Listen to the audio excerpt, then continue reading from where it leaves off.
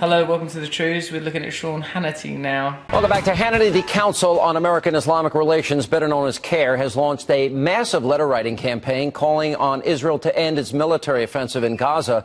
I don't know if petty or trivial, but Sean Hannity does look a bit like the Ken doll in the Toy Story 3 film. Now, in a press release, the pro-Muslim organization said in part, quote, the U.S. government must not remain silent about Israel's unjust and disproportionate use of force against the Palestinians in Gaza. Also, he has his name on a police badge in the corner of the screen. Hannity! Like he's got a police badge with stars above it. Because American taxpayers provide Israel with billions of dollars of aid each year, we have a right to demand that those funds not be used to take the lives of innocent civilians. Right, that sounded reasonable, didn't it?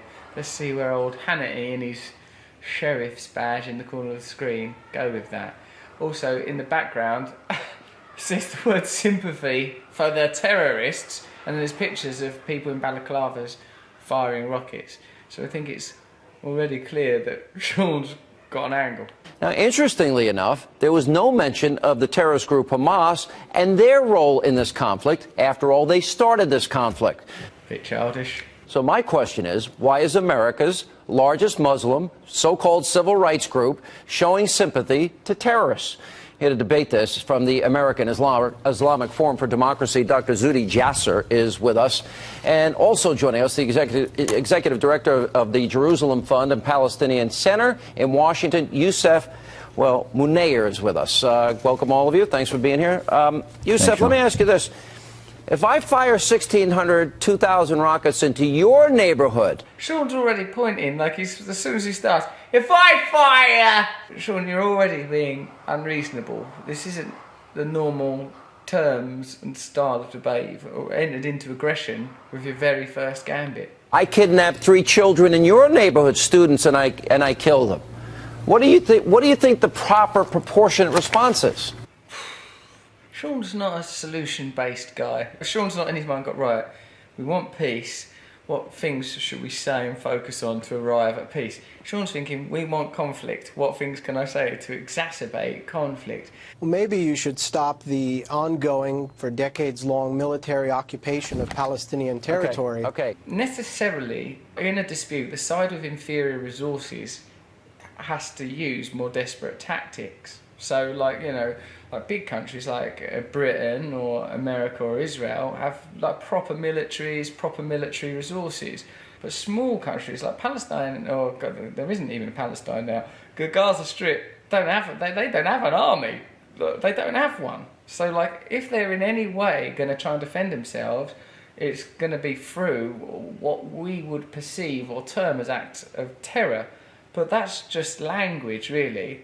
Like, if I sort of beating up someone with a variety of weaponry and they're jabbing me with a pin, it's like, the pin technique, you're an animal! that's the only thing they have in order to defend themselves. Of course, no, it's still out of order, the pin, you know, it hurt and everything, but you don't remove all context except for the information that's convenient to you. Listen, we can take it back to the 1948 partition plan, and we can look at the 67 war, the 73 war. Yes, let's do that, Sean, because as you know, that's the broader context.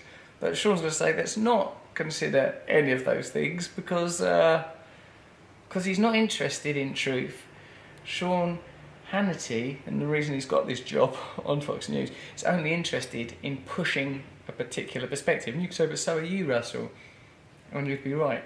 And that perspective is this: peace. Now I'm asking you a question. If thousands of rockets are fired in your neighborhood, and kids in your neighborhood are kidnapped, what are you going to do?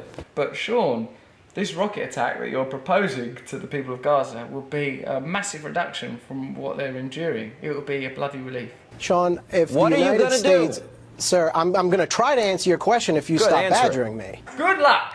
Good luck, mate, answering Sean's question. Because Sean don't want an answer to your question. Sean wants to say more stuff while jabbing his finger aggressively. You're watching The Truth. If the United States was invaded by a foreign military and besieged and surrounded... Wouldn't happen. It's too good at fighting.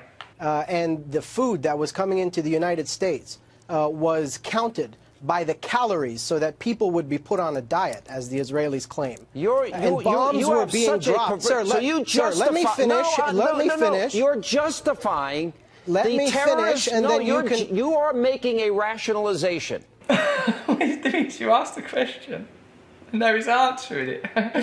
That might seem like a rationalisation. He's giving you bits of information, Sean, in response to your question, and in saying quite a reasonable, sanguine, and calm way. Given that I don't know if he's got. We don't know yet whether the guys there have screens where they can see Sean furiously jabbing at the space in front of his own face. But if they can, that must be antagonistic for them. You are making a rationalization for rockets and kidnapping and murder. Obviously, one of Sean's things is just to say incendiary words again. Yeah, rockets, kidnapper, murder, a little baby duckling kicked in the face. These are just things that are bad. And you expect you want to blame the victims in this case. Zudi Johnson. So the only people blaming the victim here is you.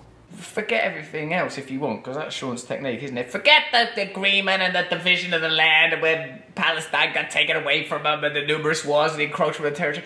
All right, then, well, let's forget all of that. But what you must observe is that people that have got power have got more power than people without power. That's a really obvious thing. So they ain't got much power there in Gaza. Like, they've only got, their little network of tunnels and their few puny rockets. That's what it boils down to. Israel gets billions of dollars of military aid. It's a proper hardcore army, nuclear arsenal. So if you're trying to solve the problem, who are you going to talk to? Not that it's not bad that Israel has to deal with terrorist attack. Of course it is. But what are we looking for? A solution or just a verdict on who's bad? And because that's not going to get any of us anywhere. I want to ask Youssef a question. Is Hamas a terrorist organization? A terrorist organization. Look at Sean, so pleased with that bit, isn't he? Youssef, is Hamas a terrorist organization? Let me finish, Youssef!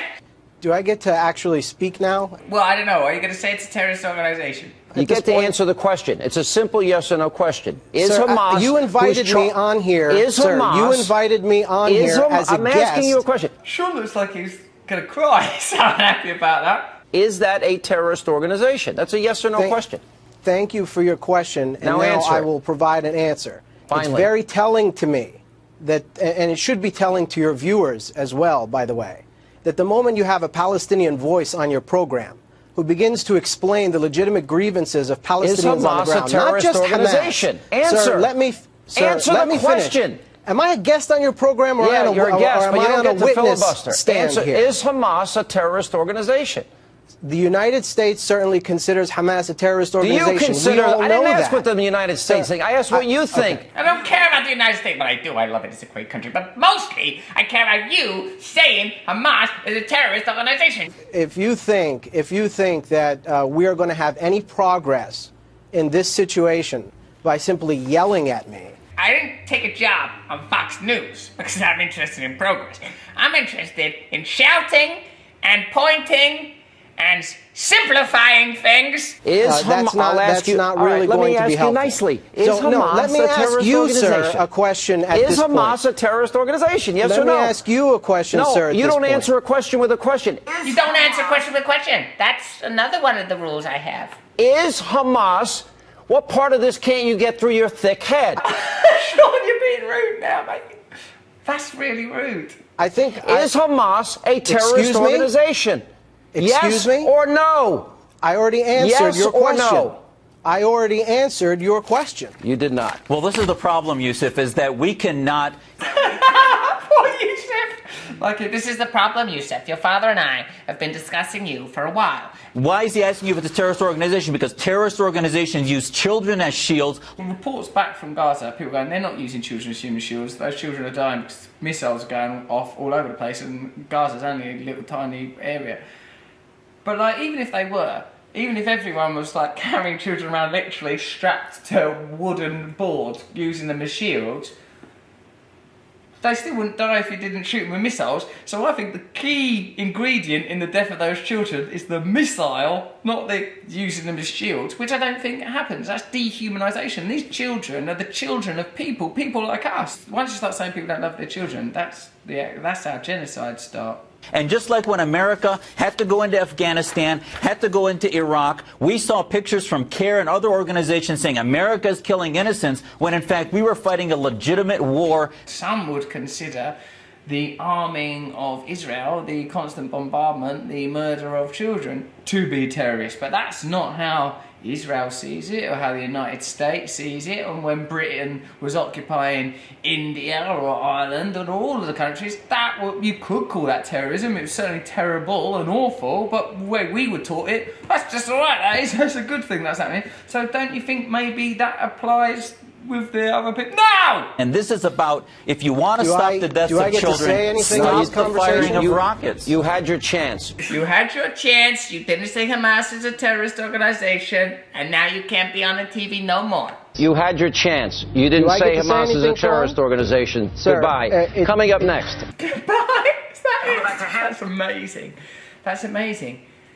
Like, one of the definitions of terrorist is using intimidation to reach your goals. Who in that situation was behaving like a terrorist, using intimidation, bullying, being unreasonable? Sean Hannity. That's where the terrorism's coming from.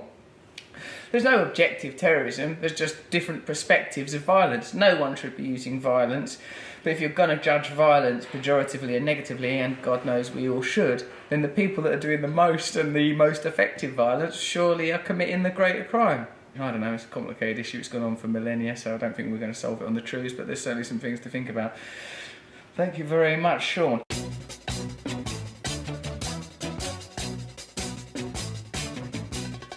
Nose is a tool that is abused to fool you and to leave you scared and confused. Truths is like the nose, if the nose was true, I want some truths, let's have some truths.